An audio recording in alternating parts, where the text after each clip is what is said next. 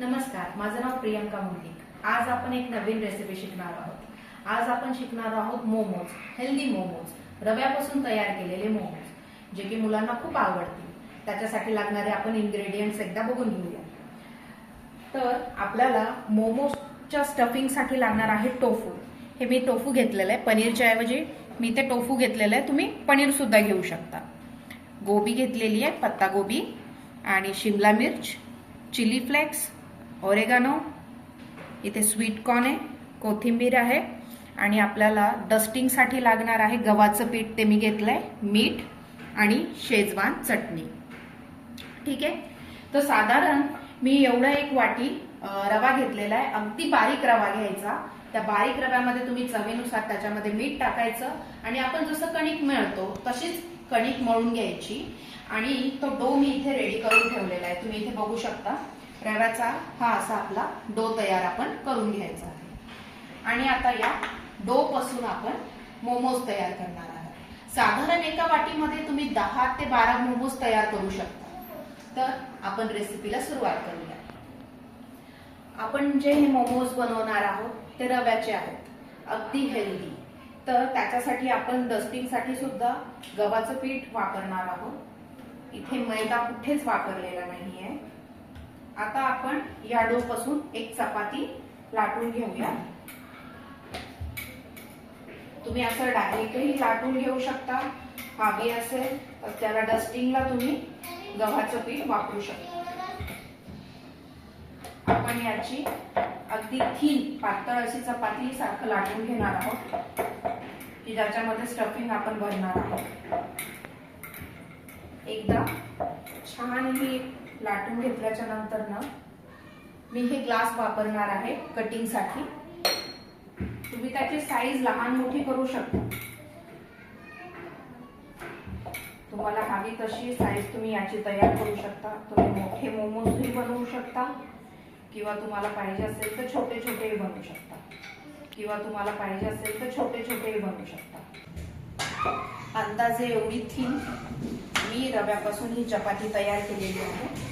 आता मी हे ग्लासचा उपयोग करून याचे असे छोटे छोटे पाते तयार करणार आहे। अगदी आपण उकडीचे मोदक कसे तयार करतो, ही जवळपास त्याच्यासारखीच रेसिपी आहे।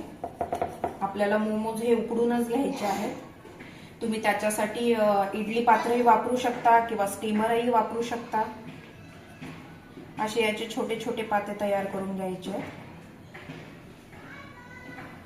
जसं की मी सांगितलंय, तुम्ही हवी असेल तर साईज मोठीही तयार करू शकता, किंवा याच्यापेक्षाही जर तुम्हाला छोटे मोमोज हवे असतील तर तेही करू शकता। आता मी असे एका प्लेटमध्ये काढून घेते।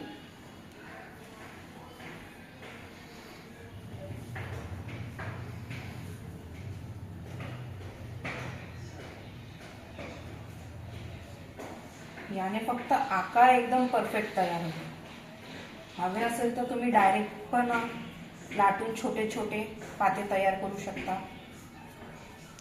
आता आपण मोमोज साठी लागणारी स्टफिंग बघणार आहोत। स्टफिंग साठी जसं मी तुम्हाला पहिले साहित्य सांगितलं होतं, त्याच्यामध्ये आपण टोफू वापरलेला आहे। तुम्ही पनीर देखील वापरू शकता। हे मी जवळपास एक 50 ग्राम घेतलेलं आहे टोफू। याच्यामध्ये तुम्ही तुमच्या आवडीनुसार व्हेजिटेबल सुद्धा मिक्स करू शकता। याच्यामध्ये तुम्ही कांद्याची पातही टाकू शकता, जसं की मी टाकतीये पत्ता गोबी। तुम्ही तुमच्या आवडीनुसार व्हेजिटेबल्स कमी जास्त करू शकता। शिमला मिर्च,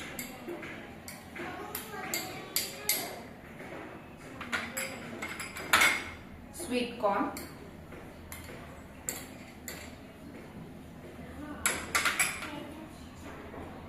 याला व्यवस्थित छान असं मिक्स करून घेऊ।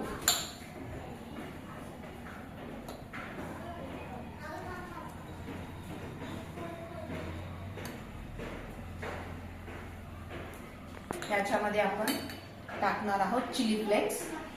याला जो काही तिखटपणा येणार आहे तो या चिली फ्लेक्सचाच असणार आहे।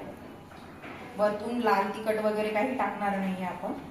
त्याच्यामुळे तुम्ही तुमच्या चवीनुसार यात चिली फ्लेक्स ऍड करू शकता। ओरेगानो ओरेगानोही तुम्ही तुमच्या चवीनुसार ऍड करू शकता. त्याच्यानंतर मीठ, चवीनुसार तुम्ही याच्यामध्ये मीठ टाका आणि हे सगळे जिन्नस एकदा छान व्यवस्थित मिक्स करून घ्या. यात कोथिंबीर आणि थोडासा एक टँगी फ्लेवर येण्यासाठी मी यात शेजवान चटणी मिक्स करते.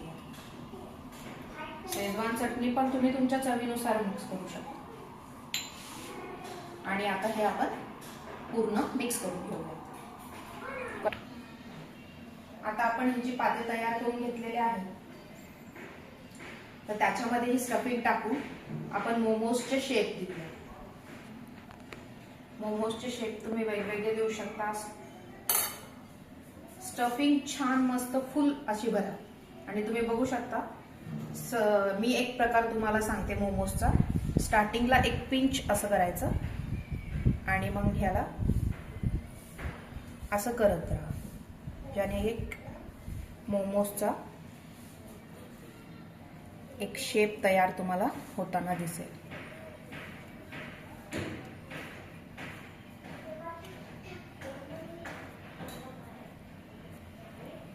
हा झालाय. याच्या कडा अशा थोड्याशा दाबून घेऊ आपण आणि याच्या सेंटर मध्ये स्टफिंग भरूया.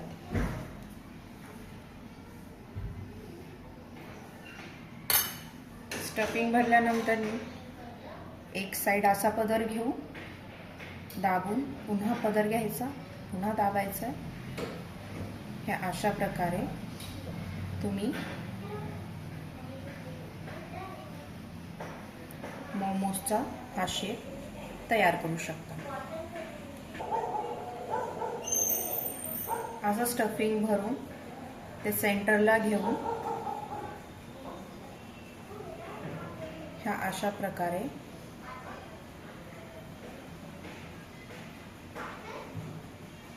ह्याला प्रेस करत राहा, ज्याने की तो शेप छान येईल आणि दिसायलाही तुमचा मोमो छान दिसेल.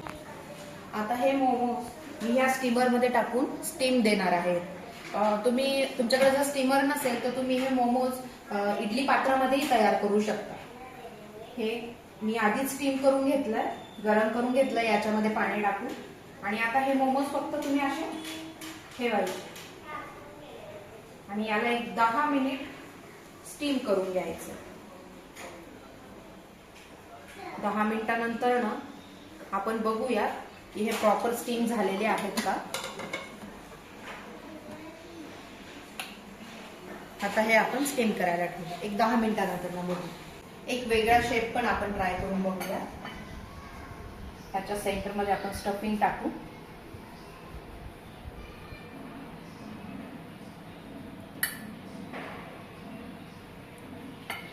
आपण ह्याला राऊंड असं राऊंड करत जाऊयात.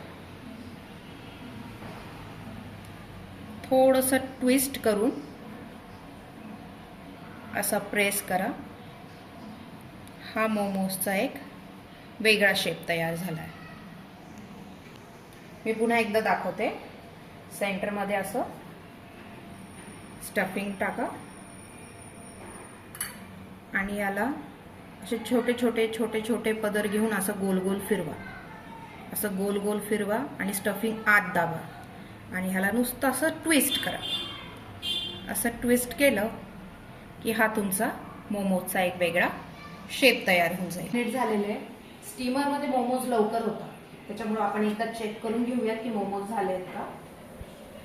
ज्यावेळेस तुम्हाला असं थोडासा त्याचा कलर चेंज झाल्यासारखा दिसेल आणि ते ट्रान्सपरंट दिसेल, याचा अर्थ मोमोज झालेले आहेत. आता याच्यामध्ये तुम्ही बघू शकता हे मोमोज बऱ्यापैकी झालेले आहेत.